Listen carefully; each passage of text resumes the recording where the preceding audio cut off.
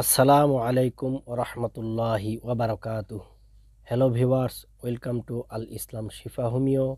আমি ডাক্তার রবিউল ইসলাম আপনাদের সামনে উপস্থিত হয়েছি এক নতুন বিষয় নিয়ে। আজকের ভিডিওটিতে যেই বিষয়টি নিয়ে আলোচনা করব তা হচ্ছে ছোট লিঙ্গ বড় করে গুরুত্বপূর্ণ হোমিওপ্যাথিক এই মেডিসিনটি নিয়ে আলোচনা করব। তাই যারা এই বিষয়টি জানতে চান ভিডিওটি সম্পূর্ণ দেখুন, আর যারা আমার ভিডিওটি প্রথম দেখছেন এখনও চ্যানেলটি সাবস্ক্রাইব করেন নাই, ভিডিওর নিচে সাবস্ক্রাইব বাটনে ক্লিক করে চ্যানেলটি অবশ্যই সাবস্ক্রাইব করে নেবেন আর বেল আইকন বাটনে ক্লিক করে অল নোটিফিকেশন অন করে দিবেন। তাহলে আমি যখনই ভিডিও আপলোড করব সঙ্গে সঙ্গে আপনি তার নোটিফিকেশনটি পেয়ে যাবেন।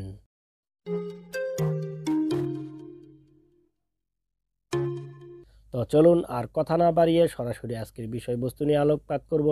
যৌন দুর্বলতার কিছু কারণসমূহ রয়েছে, তা হলো অতিরিক্ত হস্তমৈথুন করা, অতিরিক্ত স্বপ্নদোষ, প্রস্রাবের সাথে বা পরে সুগার যাওয়া, শক্ত মলে চাপ দিলে প্রস্রাবের রাস্তা দিয়ে বীর্য বের হওয়া, অতিরিক্ত স্ত্রী সহবাসের কারণে, অতিরিক্ত ধূমপান ও মদ্যপানের কারণে, দীর্ঘদিন যাবৎ কঠিন আমাশয় ও গ্যাস্ট্রিক রোগে ভোগার কারণে, ডায়াবেটিস হওয়ার কারণে, যৌনশক্তি বাড়ানোর জন্য ওয়ান টাইম মেডিসিন সেবন করার কারণে, অতিরিক্ত স্থূলতার কারণে, গনোরিয়া রোগ হওয়ার কারণে, মানসিক দুশ্চিন্তা, হতাশা ও ভীতির কারণে ধ্বজভঙ্গ হয়ে যেতে পারে।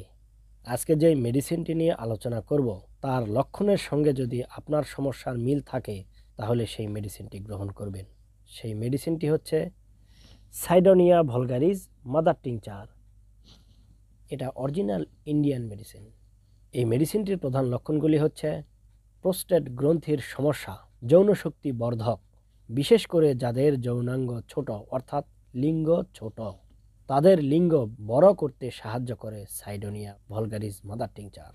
প্রোস্টেট গ্রন্থির প্রদাহ এবং সংক্রমণজনিত কারণে যে যৌন সমস্যা দেখা দেয় তাদের জন্য ভালো কাজ করে।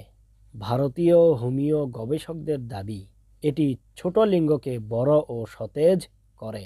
এই মেডিসিনটি খাওয়ার নিয়ম হচ্ছে দিনে 3 বেলা ভরা পেটে সামান্য পানির সঙ্গে 20 থেকে 25 ফোঁটা সেবন করবেন। সম্মানিত ভিউয়ার্স, আশা করি ভিডিওটি ভালো লেগেছে, আর ভিডিওটি ভালো লেগে থাকলে ভিডিওটি লাইক ও শেয়ার করবেন আর চ্যানেলটিকে সাবস্ক্রাইব করতে ভুলবেন না। আমি আবারও আপনাদের সামনে উপস্থিত হব ইনশাআল্লাহু তাআলা। সেই সময় পর্যন্ত আপনারা সুস্থ ও ভালো থাকুন এই আশা ব্যক্ত করে আজ আমি আপনাদের কাছ থেকে বিদায় নিচ্ছি। আসসালামু আলাইকুম ওয়া রাহমাতুল্লাহি ওয়া বারাকাতুহু।